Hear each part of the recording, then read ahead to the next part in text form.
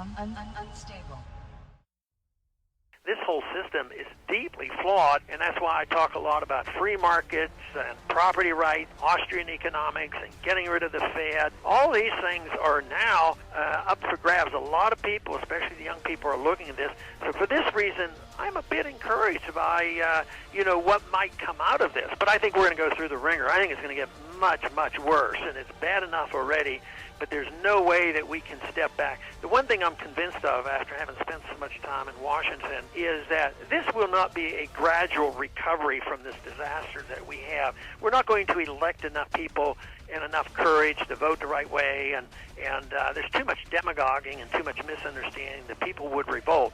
But the collapse will come, it's going to hit the dollar, and then we're going to have our opportunity. So the more people who are protected intellectually as well as financially, the better off we'll be in rebuilding what we'll have, what we'll need to do in the near future. Buckle your seatbelt. It's time for another episode of the Prepper Recon Podcast. Whether your plan is to bug out or bug in, CampingSurvival.com has all of your preparedness needs, including fish antibiotics, long-term storage food, water filters, bug-out bags, and first aid kits. Use coupon code PrepperRecon for 5% off your entire order at CampingSurvival.com. When disaster strikes, it's too late to prepare. PrepperRecon.com offers MOLLE-compatible individual first aid kits for your home, auto, or bug-out bag. These kits have everything you need to address a traumatic injury, including an Israeli battle dressing, quick clot, EMT shears, suture kit, Steri-strips, tourniquet, ACS chest seal, tough strip bandages, gauze, and so much more. $89 includes shipping. To buy your individual first aid kit, go to PrepperRecon.com and click the store tab at the top of the homepage. Order today before it's too late. Today's guest is James Wesley Rawles. James is a former military intelligence analyst and the author of several books, including the wildly popular Patriot series. He may have created the prepper fiction genre, but at the very least, his book certainly popularized it. Jim, welcome back to the show. Thanks for having me on. Absolutely. Now, there's so much to cover. It's hard to know where to start. Sword, famine, or plague. So I guess we'll start with the violence in Baltimore over Memorial Day weekend. 29 people were shot and 9 people ended up dead out of that. It seems like the whole country is a powder keg looking for a match. What do you think? Well, I think definitely we have civil unrest on the upswing, and we have a situation where criminals are taking advantage of protests and such to use as cover for a lot of looting and a lot more just random street crime. There was also really a almost unprecedented situation where the police are feeling reluctant to do aggressive policing in some of the downtown areas of our major cities for fear of looking like racists. So they're backing off from doing their normal police work, and the criminal underworld has kind of taken this as the green light to step up just random street crime.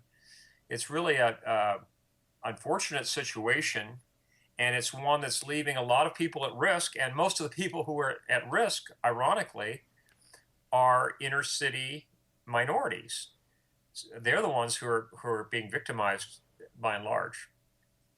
Yeah, there's not a whole lot of discernment especially from the left media in discerning, because I mean we've had some cases where it did look like police abuse, like the Eric Gardner situation, and then there's some other situations where it looked like the officer was probably more justified in his actions, like in Ferguson, but they get the same treatment by the leftist media. Yeah, I wish that the mass media would have the same level of discernment that the alternative media has, because if you listen to the podcasts like yours, if you read the alternative news, all of the blogs and various news aggregation sites on the internet, you get a much more balanced picture of what's really going on. To listen to NPR, which I refer to as National Pravda Radio, or any of the major networks, you would think that the real enemy out on the streets are America's police officers, and that really isn't the case. They're just doing the same old job that they've always been doing. Yes, there have been some pretty highly publicized events of police brutality and unusual steps they've taken.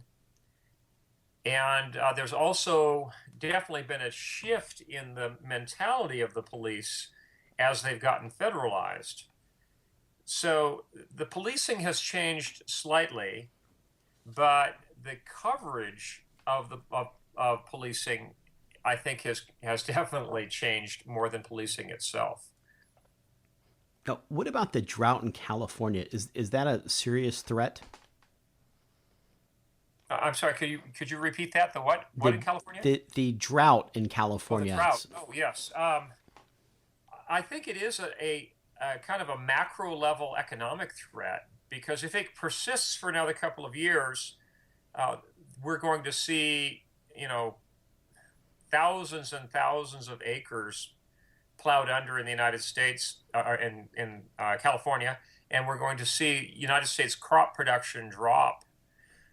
There's also the risk that if the drought persists, that some of the perennial crops and even more dangerously, the fruit and nut trees, some of those orchards are going to die and go out of production. And it takes years to ramp back up for that. I think that's the greatest risk of the California drought, is if it persists, we could see thousands and thousands of acres of trees wasting away.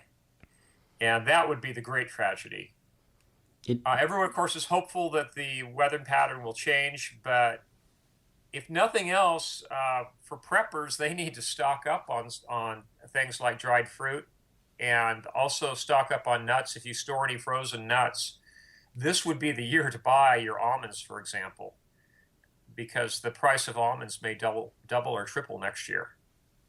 And we're still seeing the effects from the Midwest drought a couple years ago, where so many farmers had to slaughter their cattle because they just couldn't support them. And we're seeing really, really astronomical increases in beef. Now, Deuteronomy 28:24 talks about the curses for disobedience. And it says, I will turn the rain of your country into dust. Do you think that could be connected with the California drought?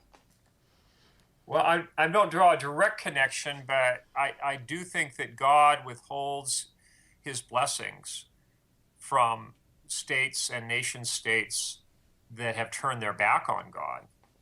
And even as a nation as a whole, if you look at the history of our nation over the past 50 years with abortion, and with more recently the advent of so-called homosexual marriage, we deserve nothing but God's curses. And what we're seeing in California may be just that in action. All I can say is that individual families need to be well prepared, and individual families need to stay in close covenant with God. I think God will protect his covenant people, but we can't expect blessings to continue at the state level or national level if we as a collective people are not staying in covenant with God.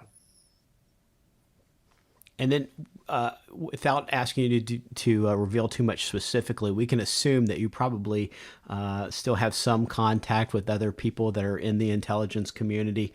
What's in your radar? What's the biggest threat to our country right now?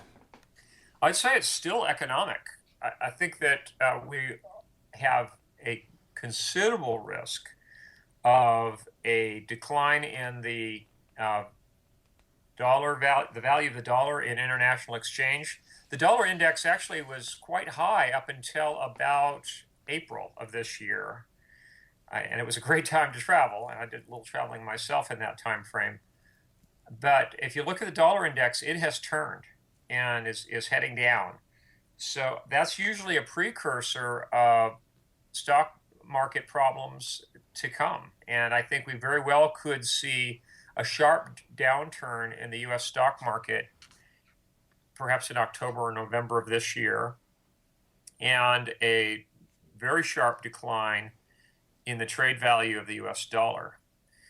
There's also been a number of alternative currencies that have popped up for the international oil trade, and I think that's of great concern because that's a kind of a macro level, or what they refer to as a sea change kind of event, where the traditional way of business is going away. And in this case, the US dollar is no longer going to be the primary trading currency in the global oil and natural gas trade. And that could have some profound economic effects. And as time goes on, we'll see it all play out, but I think it'll be most apparent in Europe to begin with. And you mentioned that we could see some type of an economic downturn as early as this fall. Now, there is a Messianic rabbi, Jonathan Kahn, and he studies the 7-year cycle of the Jewish calendar.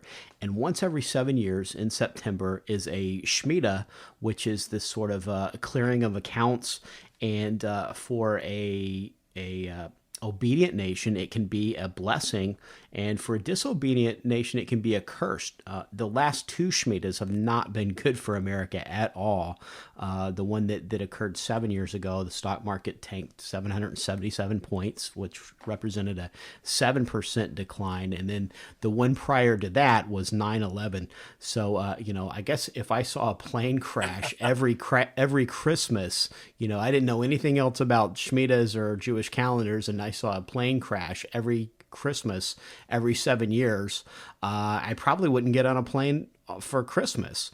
What are your thoughts on that? Well, I don't want to put too much emphasis on the blood moons or on the Shemitahs or whatever, but regardless, individual American families need to be prepared. They need to be prepared for these unexpected or largely unexpected events. If folks are well prepared, they'll be in a situation where they'll be there to dispense copious Christian charity to their friends, neighbors, and co-workers. And it's only the well-prepared families that are going to have the beans available to hand out.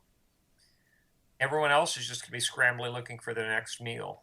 So it's a far better thing to be over-prepared.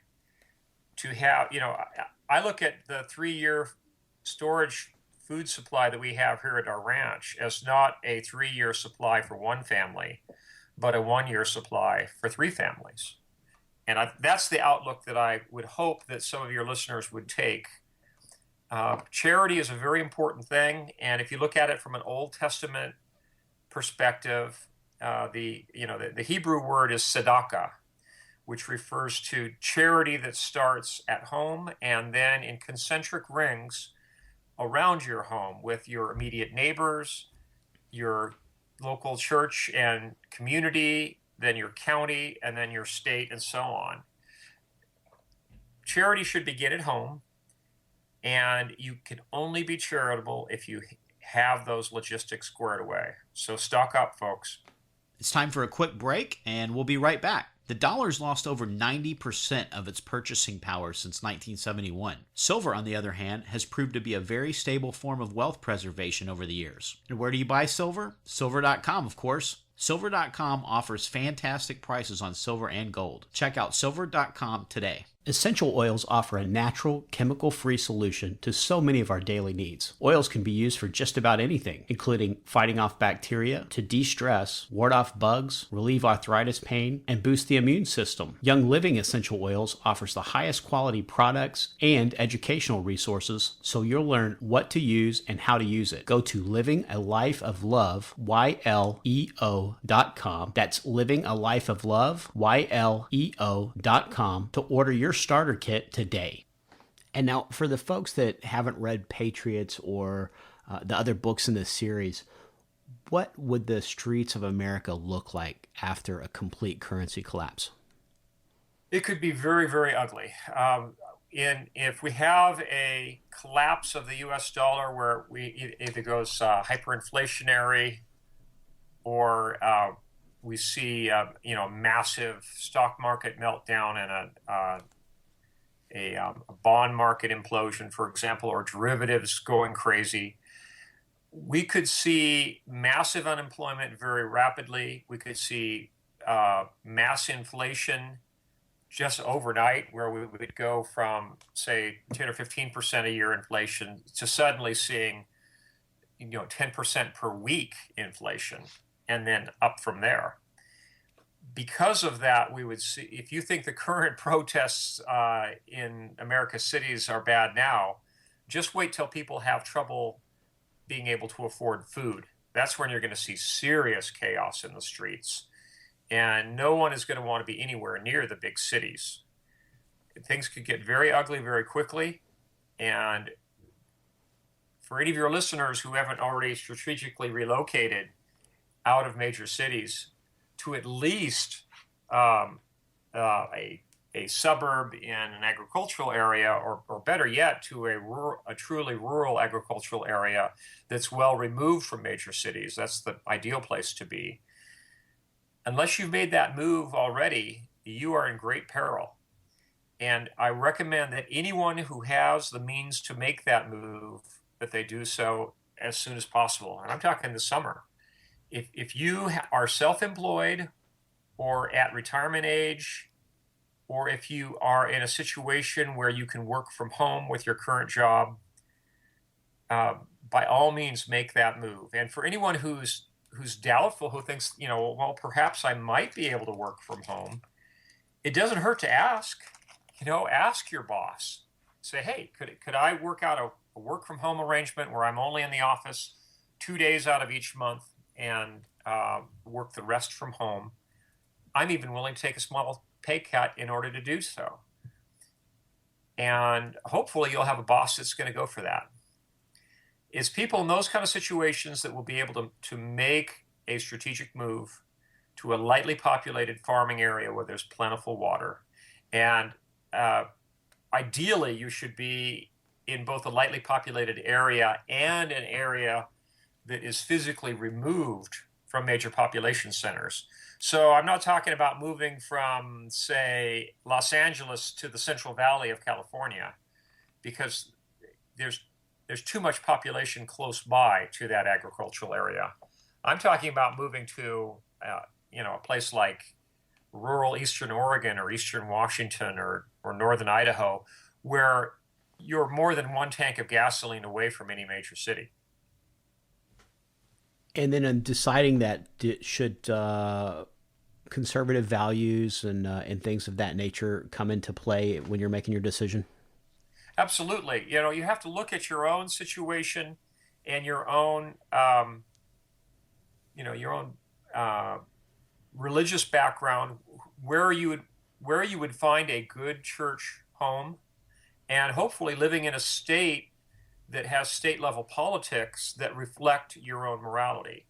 And unfortunately, we've seen several states, even rural states in the western U.S., or largely rural, like Colorado, Washington, and Oregon, have all made a very sharp turn to the left.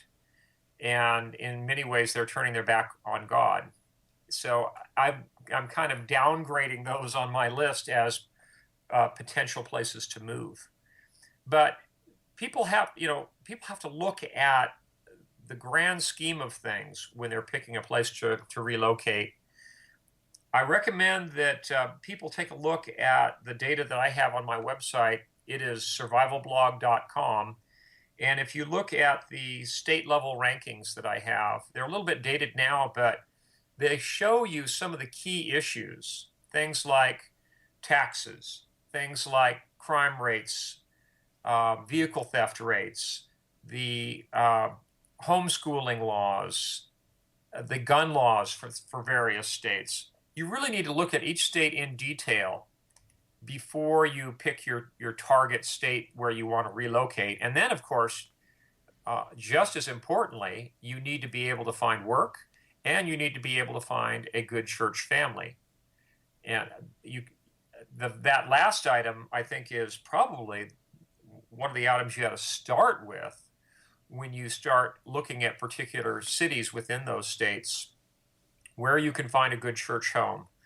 Because you want to make a move that is not based entirely upon, some actuarial accountant's view of what's the safest place to be or the best place to be. But you have to look after the best interest of your family and where you will find a good church congregation that will honor God. That should be one of the key things that you look at when you're evaluating a place for relocation. And one of the new buzzwords in the prepper community now is mutual assistance group. And now you're talking about having a good church home. Prior to our present age, of course, we didn't really have the term prepper either, because pretty much everybody had some level of self-sufficiency. It was probably closer to 90% of the people living in agricultural areas and only 10% in the cities. And now that number's reversed. But didn't the church used to be the mutual assistant group? And that predates welfare and everything else. I mean, before welfare, we didn't just take grandma and put her out in the street corner when she hit 70 and she wasn't productive anymore, right? Right. It still should be the church that is the basic societal unit for when it comes time for things like helping the needy. How government ever got involved in the first place boggles me. It's a dramatic shift in the way that people have been operating for centuries, really. And it was only in the 19th century that governments started getting into this. And it's only now in the 21st century where it has become absolutely institutionalized. Not just even the county and state government, but now the federal government's role in dispensing welfare. We're really on a slippery slope as a nation. And I recommend that people, when they make their move, they need to find a church home where they will feel quite comfortable and where they can see the church stepping up to take care of issues like that. If they see a church that has divorced itself from the care of the needy in their community, then you're probably looking at the wrong church. Now, coincidentally, or maybe not so coincidentally, the military exercise Jade Helm, which conducts exercises among civilian populations this summer, it wraps up on September 15th, which is 2 days after the Shemitah. Do you think that Jade Helm is just a conditioning exercise, or do you think the government might know something they're not telling us about and they're pre-positioning for that? Well, Jade Helm is primarily a command post exercise rather than a field exercise. So I think it's more of a mental conditioning exercise to try to more sharply divide the U.S. military from the U.S. citizenry. They want to create a we-they paradigm where the military begins to look upon the general populace with suspicion and look at us essentially like another enemy in their threat matrix. That, I think, is the real goal of Jade Helm. And as an immediate threat, I don't look at Jade Helm as something that we should be worried about. in the short term. There's the greatest threat of Jade Helm really is the long-term shift that it signals in the way that the U.S. military looks at the American citizenry. And now, with this talk of Shemitah and this general feeling that I think a lot of folks just kind of have this something in their gut or something in their spirit that's stirring them, that's telling them, time is short and it's time to start getting serious about prepping. And a lot of these folks are people that have maybe been thinking about it or, studying prophetic events or what have you. And now they're finally waking up to, it's time to start taking some action. Does Survival Blog have any resources that are dedicated to beginners? Oh, absolutely. Yeah. The blog has been published for almost 10 years now. In August of 2015, we're celebrating our 10th anniversary. There's over 40,000 archived articles and letters that are available for free download at survivalblog.com. The site is fully searchable by keywords. And I recommend that people take full advantage of the resources that are there. If they're interested say they want to make a hand pump for their well, the complete directions and diagrams are there. If they want to pump gasoline from an underground storage tank at their local gas station in the event of a grid down power failure, if they want to, if they're in a situation where your local gas station owner says, well, I'd love to sell you some gas, but I don't have any electricity, there's a solution for that there as well. There's hundreds and hundreds of articles that are along practical lines like that people should take full advantage of there at survivalblog.com. We also produce a archive DVD that has the full archives available for viewing outside of the World Wide Web. It's a DVD you can pop into your computer, and as long as you have some electrical source, just power from your car, for example, you'd still be able to access those articles. But I'm not here to try to promote a product to sell. I'm here to promote the blog itself, which is all available free of charge. There is no super secret members only area. Everything that's ever been published in Survival Blog is all available free. So I recommend that your listeners take full advantage of that. Go through, and for the most important articles, don't just put copies on a memory stick, but print out hard copies. That's your absolutely EMP-proof worst-case scenario reference. For people who are just getting started, if you go to survivalblog.com, in the left-hand bar, you'll see a list of topics at the top. One of those is titled Getting Started, and if you click on that, it'll bring up kind of a newbie's guide to preparedness, and it'll cover some of the most important issues. And I also have, for people who are maybe a little more advanced at prepping, a Excel spreadsheet. In that same left-hand column, click on List of Lists, and a Excel spreadsheet will magically appear on your computer, and that list of lists will show you a lot of the things that you need to stock up on. And you can use that spreadsheet to kind of further refine your own family's preparedness. And you've got the quick start guide for preparedness newbies, and you've got a print button right there to make it really easy for that particular document that you can just click it and print it right out, because it's just got a whole lot of great stuff for starting out, right? Yes, and again, my goal in doing this podcast interview is not to sell any of my books. It's to wake people up and get families prepared. It is time to wake up, to steady up, to team up, and to train up, because time is really short. We very well might see some very perilous times in the near future. This is your opportunity to do so. So, folks, get the resources together. Don't dawdle. If you've been kind of sitting in your armchair thinking about preparing, the thinking time is over. It's time to get into action. Hey, Preppers and Patriots, that's the end of part 1 of my conversation with James Wesley Rawles. Check back in next week for the rest of the show. God bless and happy prepping. In the Days of Noah, Book 2, Persecution by best-selling author Mark Goodwin.